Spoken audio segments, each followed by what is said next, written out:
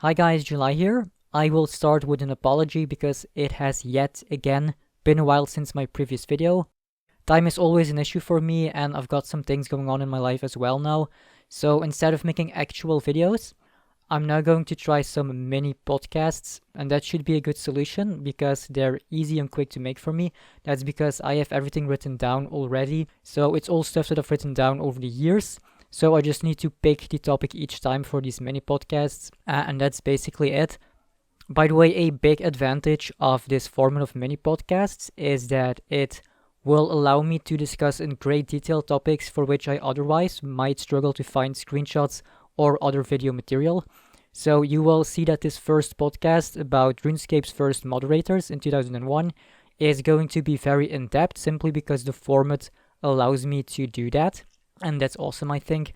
So the fact that this is a podcast instead of an actual video is not necessarily a bad thing. In fact, it might even be better as it will allow me to provide more information, okay? That's right, we are going to take a very deep dive into RuneScape history today, and I hope that you will like it. By the way, I'm not sure yet if a mini podcast is what this is, because it's basically just me having a monologue rambling on about a specific topic, so I may end up calling this something completely else, I don't know yet, so suggestions are welcome.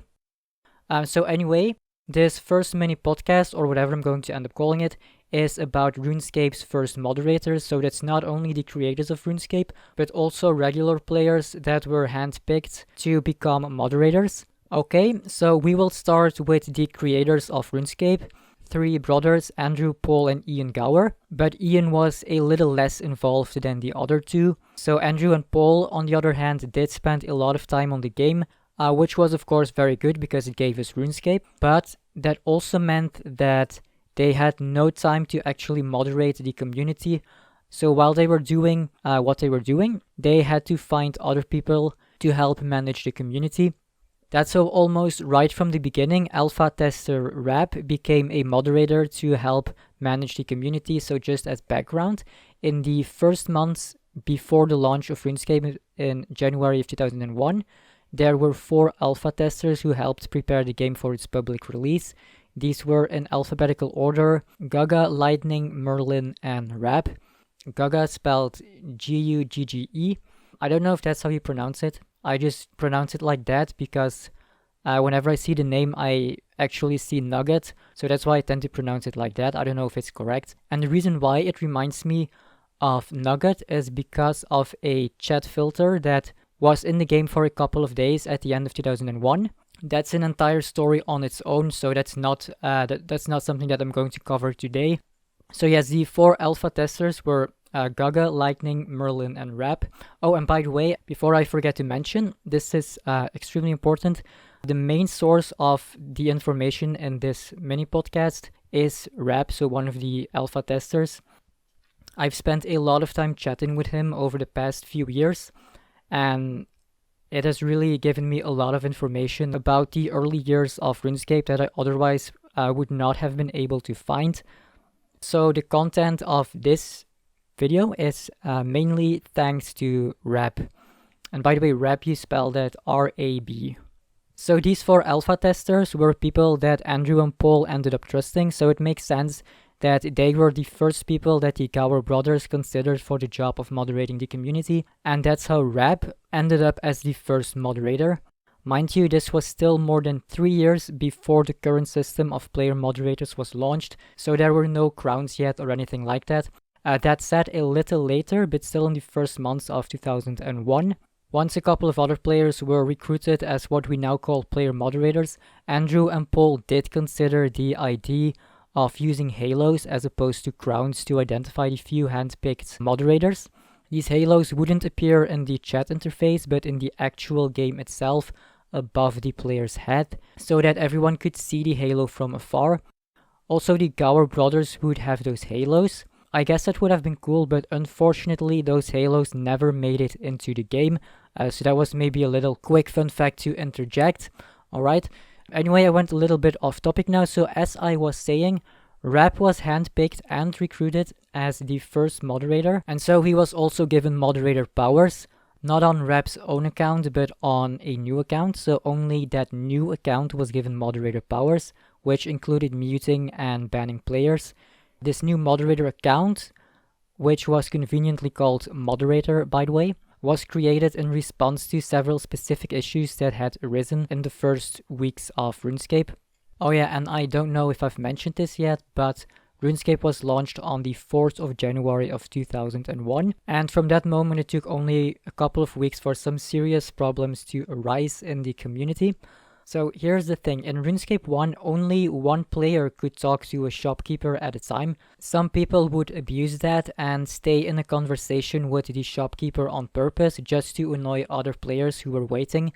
Furthermore, the shop interface could not be opened if another player was asking the shopkeeper a question. The same applied to banks, so that created a serious problem, but that is not all. If a player was standing in a doorway, no other player could pass through it, which some people abused as well. So Rap's initial job on his moderator account was to stop people from blocking other players on purpose, but his duties were later expanded to include enforcing the game rules in general as well. So Rap's role as a moderator allowed Andrew and Paul to focus on their own work more easily, which for Andrew consisted mainly of developing the game engine and keeping RuneScape running, and for Paul mainly of focusing on creating more content. Oh yeah, this is important to mention too. So there was no in-game report button yet, so players would just message Rap either on his own account or on his moderator account, and when Rap was offline, players would instead sometimes take screenshots and send them to him. At some point in March, so that's still in 2001, so just 2 months after the game's public release, Andrew launched the first forum board. Fan sites had already released their own forum boards by then, which may have inspired Andrew to create one as well. Another important factor is that having a forum board would allow Andrew to gather feedback about the game, but as you surely know, having a forum board without anyone moderating it is a bad idea. Andrew and Paul did not have any time for that, and neither did Rap, because in-game moderating consumed a lot of his time. As a solution to that, the Gower brothers decided to recruit the first forum moderators, but they ended up being called board moderators at the time. Recruitment happened through suggestions, as Rab and several other players who were close with Andrew and Paul were asked to nominate candidates. That is how Demonic, Fluke, Gaga, Cat, Lightning, Pack, and possibly also Merlin ended up becoming the first board moderators. Most of these were also active on the Tippet fan site at the time, which is no coincidence as that was the leading fan site in the first weeks and months. Rab did not become a board moderator because being the only in-game moderator, other than the Gower brothers of course, already gave him enough work to deal with. So of the 4 original alpha testers, Rab remained an in-game moderator, whereas Gaga and Lightning became board moderators and possibly also Merlin. And then you also had Demonic, Fluke, Cat, and Pack. Wait, I know this is supposed to be a podcast, but I'll quickly show the names on the screen so that you know how they are spelled. Okay. So it is not entirely correct that Rap on his moderator account was the only player with in-game powers, but that is quite an interesting story, and I guess I can share that today as well. So when the first board moderators were selected, so that's what we call forum moderators today, they were supposed to have moderator powers on the forums but not in the game. That makes sense, right? Nevertheless, they did end up having powers in the game too, but no one knew at first, not even Andrew himself knew. So before RuneScape was launched, Andrew had published several other games on the website Games Domain. As part of those games, Andrew had created 2 levels of moderators, administrators and moderators. So Rap was one of Andrew's moderators on Games Domain. So then in RuneScape, when the board moderators received their forum powers, Rap thought that Andrew had perhaps used that system from his Games Domain games. If that was true, then that would mean that the board moderators would have the same in-game powers that Rap had had earlier on Games Domain. Rap was not a board moderator himself, however, so to find out, Rap shared the in-game command to mute players with Lightning, who was a board moderator if you remember, and he asked her to test if the command worked, and it did. The ability to temporarily mute players for around 10 minutes was the only in-game command that existed for the board moderators though. When Rap told Andrew about it, Andrew thought of it as a happy accident and decided that the board moderators could keep the ability to temporarily mute players in the game, in part because it was not a severe punishment in any way, so there was not really any danger for abuse. In other words, without realizing it, Andrew had, by recruiting the first board moderators, also recruited the first player moderators, because keep in mind, Rap only had his powers on another account, not on his personal account. And I guess that's a funny story, because if you think about it, if Rap had never been one of Andrew's moderators on Games Domain, then perhaps no one would ever have found out about the hidden in-game command to mute players. So with the launch of the board moderators in March of 2001 that was, there were essentially 3 levels of moderators in RuneScape. So the first level were the board moderators who could temporarily mute players in the game. So for the second level then you had Rap as the only so-called full moderator. And he could use his moderator account not only to temporarily mute players, but also to permanently ban players and to perform several other actions such as spawning items, teleporting players, changing skill levels, removing items from someone's account, etc. And then the highest level, so the third level, were Andrew and Paul themselves, and they had access to pretty much whatever they wanted in addition to the power set I've already mentioned. It is important to note, however, that Rap's moderator account was never used to give items to other players except during holiday events to help to distribute the event items that were being dropped, but never for personal gain. As for the board moderators who could moderate both the forums and the game, or at least use the mute option, there was no official guidelines for using the mute command because it was too limited to cause any problems. Besides, the board moderators had been carefully chosen from a selection of friends, some of whom already moderated the Tippet forums, so no guidelines were needed, as some of them really already had some moderator experience, and the risk for abuse was incredibly low anyway, so the board moderators were allowed to rely on their own judgment to decide if someone should be muted for 10 minutes or not. It is not known for sure, however, that all board moderators knew that there was a command to mute players for 10 minutes. It depends on whether Andrew decided to tell anyone else, or Rap or Lightning, as these were the 3 players that knew, as I explained earlier.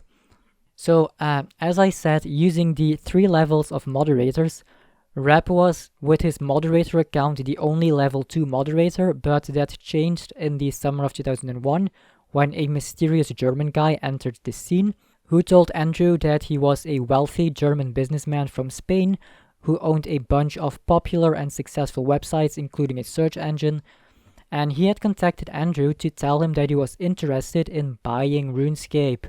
Mind you, this was when RuneScape had already reached 600k accounts and had clearly become a successful game, so it was not all that surprising at all that someone was interested in buying RuneScape. That's also what Andrew must have thought, so he gave the guy a full moderator account called RS Guide.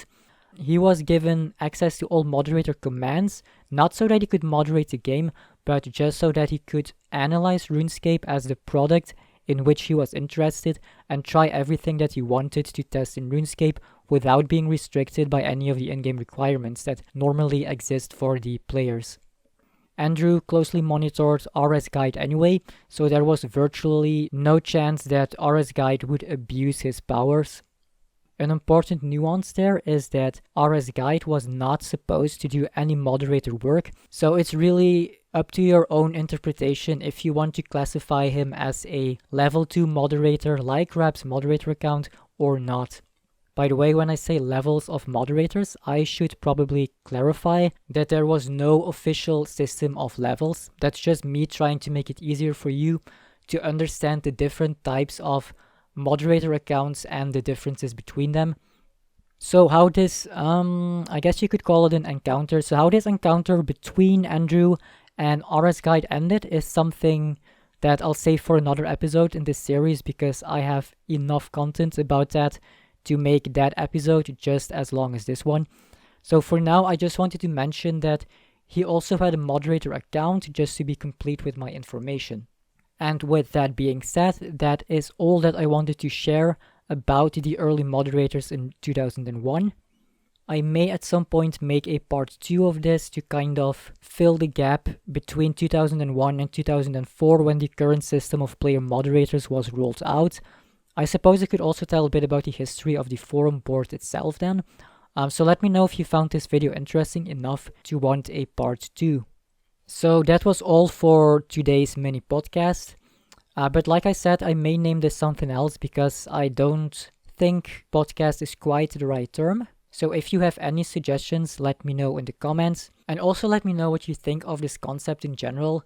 Like I said, the advantage of a podcast is that I can talk and talk and talk about one thing for a long time without having to worry about finding screenshots or other visual content. And that really does make a difference in terms of, time. If I had more time for actual videos, I'd make actual videos. But with all the things that I have going on in my life right now, this seems to be the best way for me personally. Also because I already have all this information written down. In fact, I probably have enough content for well over 100 of these episodes. But I will switch to regular videos as soon as I can. That said, I will still aim to make one of those screenshot videos every now and then, because that's not a whole lot more effort than these podcast episodes. Wait, let me just explain. So the difference for me between those screenshot videos and these mini podcasts, or whatever I will call them eventually, because they both require very little editing, but the screenshot videos take me longer to make. That's because despite the fact that they are completely unscripted, I still do some research beforehand. I write down some keywords and I need to check certain things like release dates, etc. And also if I can mention something else that's relevant or that may be relevant. So the screenshot videos are completely unscripted, but they do take some time in terms of preparation in general. And that's a big difference compared with this podcast because I already have everything written down for this podcast. I just need to read it. I do occasionally interject something that I think might be interesting, or I add something more that is not in the script, as I have done in this video as well. But in general, a podcast like this is less work for me, okay? So I hope that you liked this podcast. If you did, make sure to give the video a thumbs up. Let me know in the comments. Subscribe if you haven't already. Thank you for watching or listening. I am July, and I hope that you will come back for more.